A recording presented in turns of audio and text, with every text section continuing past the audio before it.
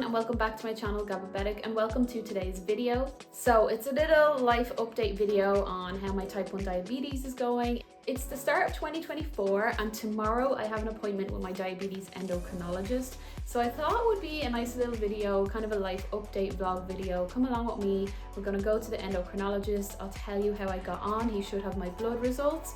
We'll see how my diabetes is going. Hopefully it's going well. And yeah, we'll see if he has any improvements that I should be making. Hope you like the video. If you do, please give it a big thumbs up, comment down below and subscribe if you're new to the channel. And let's start the video.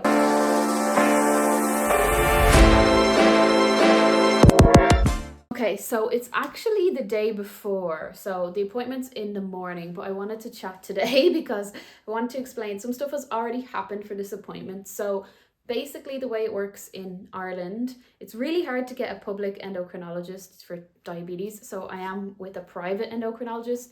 This means I have to pay, but it's nothing crazy like what it would be in America. So I think it's going to cost me like 150 euro tomorrow, and I go to him twice a year. So it's not too bad. If you were a public patient, it would be free, but I'm a private patient, so that's that.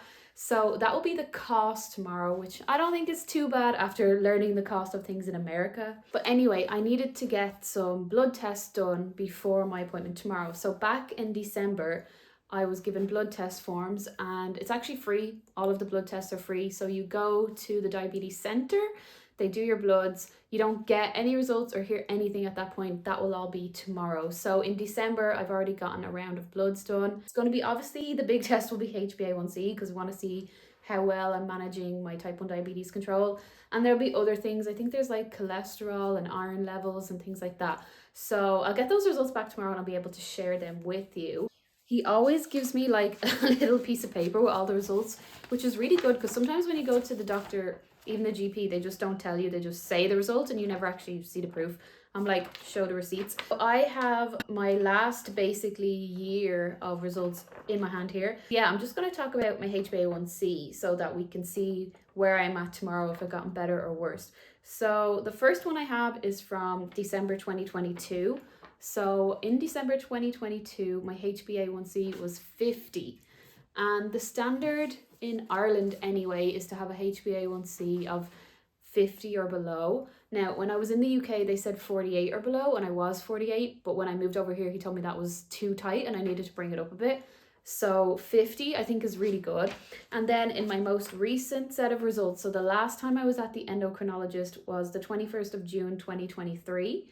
And the results from that said that my HbA1c was 49. So you can see it was pretty much the same. Over that 6 months, I had the same kind of control. I don't know what it's going to be tomorrow. I'm hoping it'll be 50, but I just have this gut feeling that it could be higher.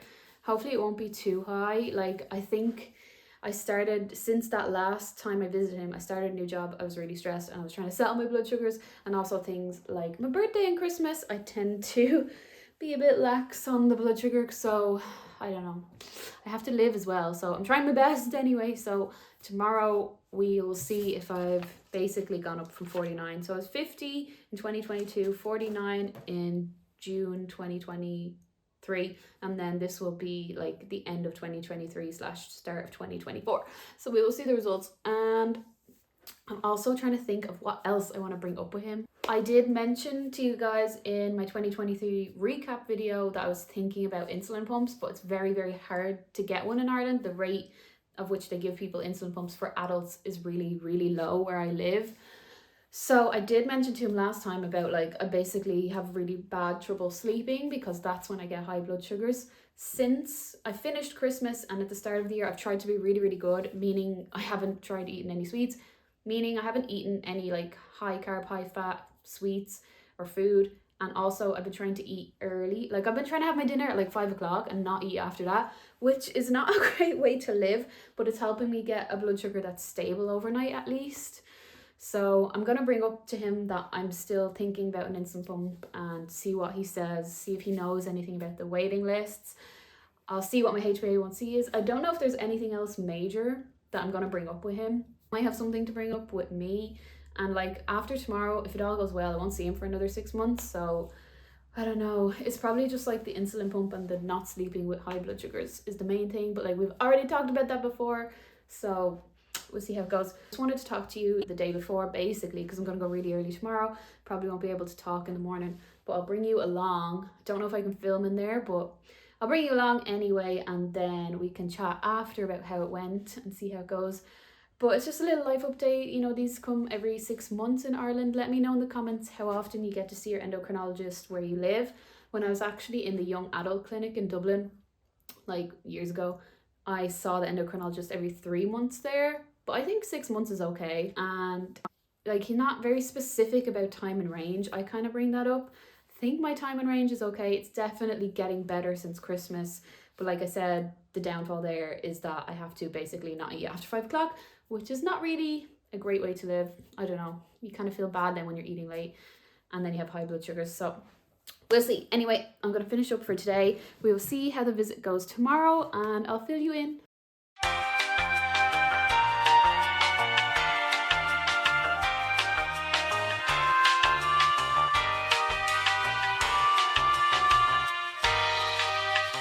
Hello everyone, so I'm back at Lana. So I realized I'm wearing the same top. First of all, this is not the same day. This is the day I went to the endocrinologist, which is the day after I filmed yesterday. I'm just wearing the same jumper because it's so nice and cozy. I got on really, really well. He's really nice. So we were just chatting for a bit when I went in. He knew everything on my file already. So the first major thing, HbA1c. So it was 52 today, which is higher than the last 2 times, but I'm okay with it. And he was actually happy with it. He said 50, 52, that's all really good.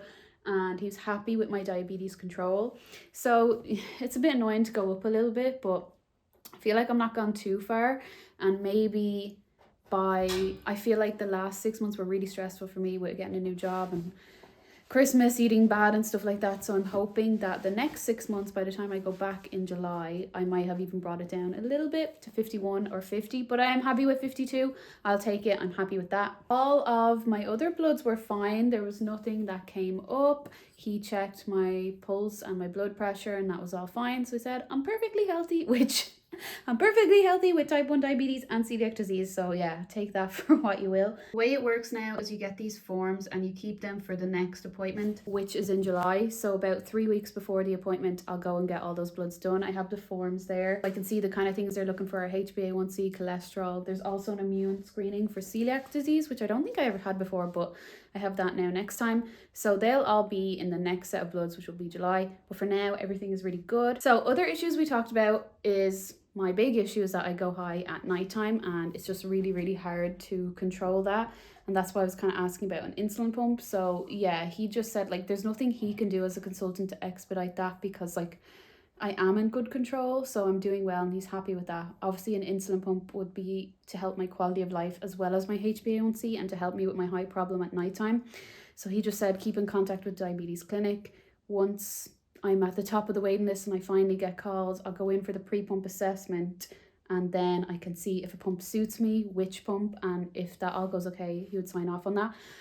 But like that could be years from now because in Ireland, the uptake of pumps, especially where I live, is really, really low.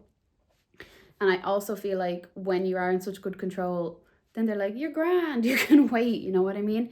So they tend to favor pediatrics for pumps because yeah, they're kids and they need it. It makes their life easier and for parents and also newly diagnosed people as well. So it's kind of harder when you're in this like adult group that you've been MDI for a long time to get a pump. But it could be a long time, maybe a few years, maybe a few months on the channel, but maybe one day I'll have a pump. It will either be Medtronic 780 or Tandem T-Slim. They're the only two in Ireland at the moment. And I think, and he agrees that they would really help at nighttime where I struggle. And I could actually maybe, you know, eat food at nighttime, but we just have to go with what I can do now. I always thought that Tresiba took a few days to like make a change. So like whether you hire the Tresiba or drop it.